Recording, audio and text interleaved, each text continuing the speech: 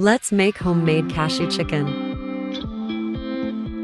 Combine minced garlic and ginger in a bowl. Then, add reduced sodium soy sauce, honey, and sesame oil. Add some cornstarch and chicken broth.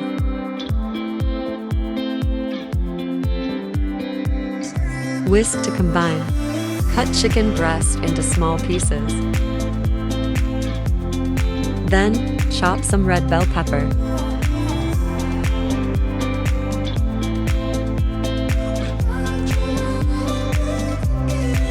Next, cut up a small head of broccoli.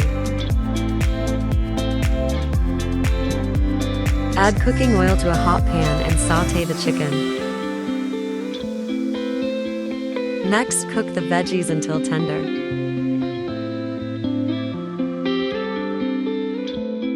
Add the sauce to the pan with cashew pieces and sliced water chestnuts. Add the green onion and stir everything to combine.